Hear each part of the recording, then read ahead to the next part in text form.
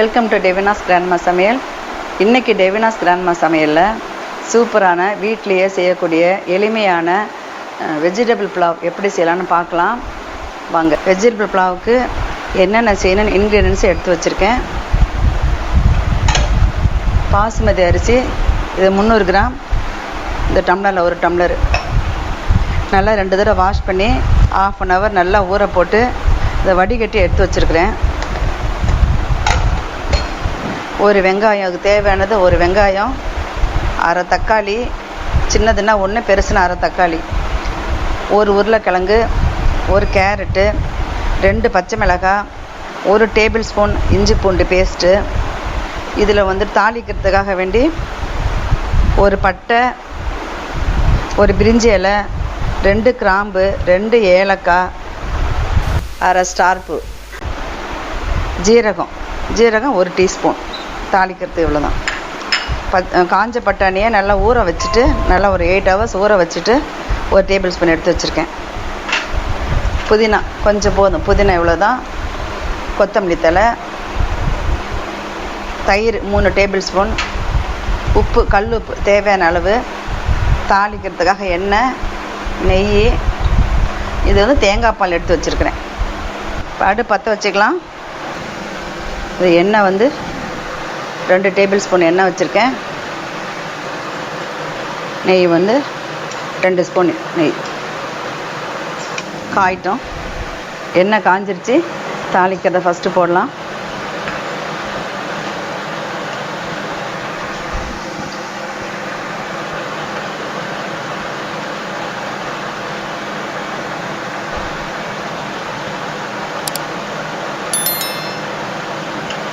இதுக்கு நிறைய கரம் மசாலா வெஜிடபிள் பிரியாணிக்கு மாதிரி போட வேண்டாம். ரொம்ப மைல்டாக தான் போடணும். அப்போ தான் இது புலாவுக்கு நல்லாயிருக்கும். பச்சை மிளகாய்,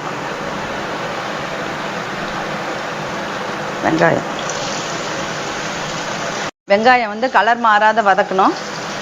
ரொம்ப கலர் மாறிட்டால் அந்த புலாவோட கலர் மாறிடும். லேசாக வதங்கினா போதும்.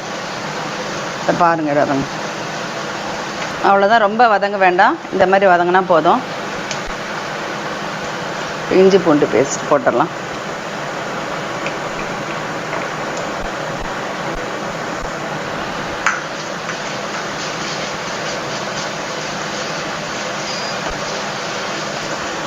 உருளைக்கிழங்கு, கேரட்டு, பட்டாணி நல்லா வதங்கிட்டோம். இது ஒரு 2 நிமிஷம் நல்லா வதங்கிடுச்சு. இப்போ வதங்கினோடனே தக்காளி போடலாம். புதினா, கொத்தமல்லி கொஞ்சம் எடுத்துருங்க. தயிர்,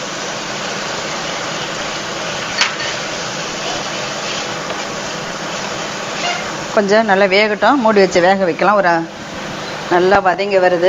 வதங்கி நல்லா வேகட்டும். இந்த புதினா, கொத்தமல்லி, இந்த பச்சை மிளகாய் இதோட ஃப்ளேவரில் ரொம்ப நல்லாயிருக்கு. ஸ்மெல்லு நல்லாயிருக்கு. ஒரு 5 மினிட்ஸ் நல்லா வேக வைக்கணும். இது வெந்துருச்சு, அவ்வளோதான். இப்போ தண்ணி ஊற்றலாம். தண்ணிக்கு பதிலாக தேங்காய் ஒரு அரை மூடி எடுத்து பால் எடுத்து கொஞ்சம் தண்ணி மிக்ஸ் பண்ணி இந்த 1 டம்ளர் அரிசிக்கு 1 டம்ளர் அரிசிக்கு 1 டம்ளர் தண்ணி ஊற்றி வச்சுருக்கேன். தேங்காய் தண்ணி அதுவும். இப்போ நான் உப்பு போடல, ஏன்னா ஃபஸ்ட்டே உப்பு போட்டிங்கனாக்கா தேங்காய் பால் திரிஞ்சு போயிடும். அதனால் கடைசியாக தான் உப்பு போடணும். 1 டம்ளர் அரிசி,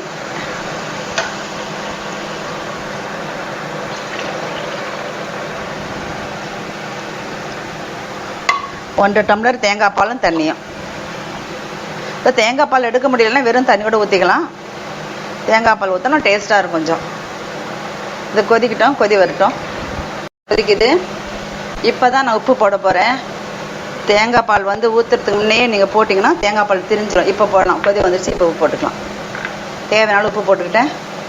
இப்போ அரிசி போட்டுடலாம்.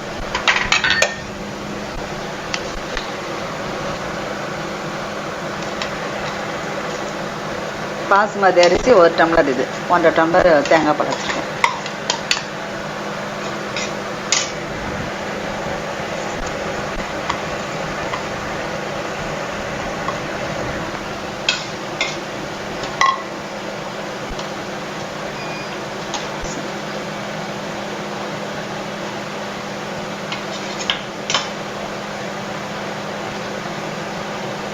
அப்படியே பெரட்டி விடணும். அப்படியே ரொம்ப வந்து கிண்டக்கூடாது. இது மாதிரி பெரட்டி விட்டால் போதும்.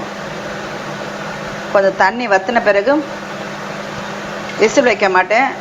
வெயிட்டு போட்டு 7 மினிட்ஸ் பொறுத்து எடுத்துக்கலாம். உப்புலாம் சரியாக இருக்கான்னு பார்த்துக்கலாம். கரெக்டாக இருக்குது, எதுவும் போட வேண்டாம். கொஞ்சம் தண்ணி வற்றுட்டோம், மூடி போட்டு எடுத்துடலாம். தண்ணி இந்த அளவுக்கு குக்கரில் வச்ச தண்ணி இந்த அளவுக்கு வற்றி இந்த லெவலில் கரெக்டாக இப்படி தான் இருக்குது. இந்த டைமில் மூடி போட்டு வச்சிடணும். அவ்வளோதான், வெயிட் போட்டாச்சு. சிம்மில் வச்சிடணும் அடுப்பை. சரியாக 7 நிமிஷம் ஆச்சு. நம்ம ஆஃப் பண்ணிடலாம் அடுப்பை ஆஃப் பண்ணியாச்சு. இந்த வெயிட் ரிலீஸ் ஆகிறதுக்கு ஒரு 5 மினிட்ஸ் ஆகும். 5 நிமிஷம் பொறுத்து இந்த வெயிட் எடுத்துகிட்டு நம்ம திறந்து பார்க்கலாம். 5 மினிட்ஸ் ஆச்சு. இந்த வெயிட் எடுத்துடலாம். பாருங்கள் எப்படி இருக்குன்னு. பொல பொலன்னு இருக்கு பாருங்கள்.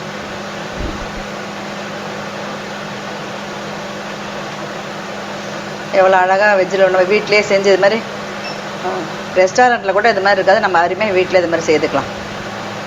அருமையாக இருக்குது.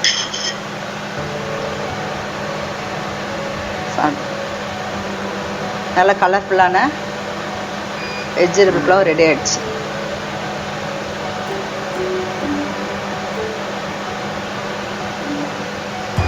ரொம்ப அருமையாக இருக்குது. பார்க்கவும் கலர்ஃபுல்லாக இருக்குது. குழந்தைங்களும் அது நல்லா விரும்பி சாப்பிடுவாங்க அந்த மாதிரி கலர்ஃபுல்லாக இருக்கிறதுனால. டேஸ்ட்டு பார்த்தா பயங்கரமாக இருக்குது. ஏன்னா தேங்காய் பால் ஊற்றினால எக்ஸ்ட்ரா ஒரு டேஸ்ட்டு. தேங்காய் பால் ஊற்றுறதுனால பயங்கர டேஸ்ட்டாக இருக்குது. சாதம் நல்லாயிருக்கு. இதுக்கு சைட் டிஷ் வந்து எக் மசாலா கிரேவி நல்லாயிருக்கு ரொம்ப. அதை நான் செய்து அந்த லிங்க்கை நான் கொடுக்குறேன் டிஸ்கிரிப்ஷன் பாக்ஸில் பார்த்துங்க. வீடியோ உங்களுக்கு பிடிச்சிருந்ததுன்னா லைக் பண்ணுங்கள், மற்றவங்களுக்கும் ஷேர் பண்ணுங்கள், சப்ஸ்கிரைப் பண்ணுங்கள். நன்றி.